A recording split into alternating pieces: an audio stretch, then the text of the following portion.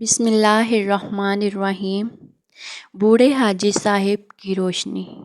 ایک چھوٹے سے گاؤں میں حاجی کریم نام کے ایک نیک دل بوڑھے آدمی رہتے تھے۔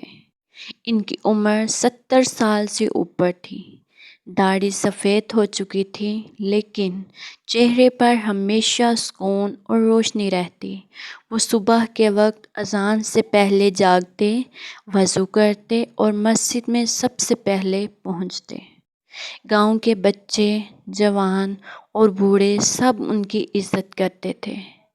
حاجی صاحب کی سب سے بڑی خوبی یہ تھی کہ وہ کبھی کسی سے اونچی آواز میں بات نہیں کرتے تھے اور ہر وقت قرآن پاک، دعا یا ذکر میں مصروف رہتے۔ جو بھی پریشان ہوتا حاجی صاحب کے پاس چلا آتا۔ ایک دن گاؤں میں شدید بارش کے بعد ایک غریب عورت کا کچا مکان گر گیا۔ حاجی صاحب نے نہ صرف اس کی مدد کی بلکہ مسجد میں اعلان کر کے سب کو اکٹھا کیا اور چند دنوں میں اس عورت کے لیے نیا گھر بنوا کر دیا۔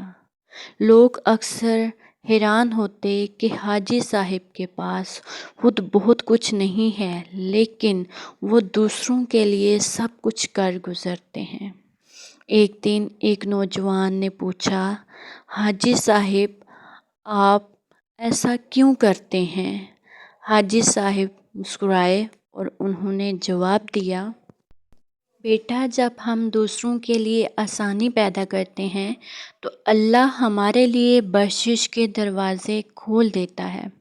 میری عمر اب آخرت کی تیاری کی ہے نہ کہ دنیا جمع کرنے کی۔ چند سال بعد حاجی صاحب کا انتقال ہوا لیکن گاؤں میں آج بھی ان کا ذکر عزت و محبت سے کیا جاتا ہے۔ ان کی دعاؤں اور نیکیوں کا اثر آج بھی محسوس ہوتا ہے۔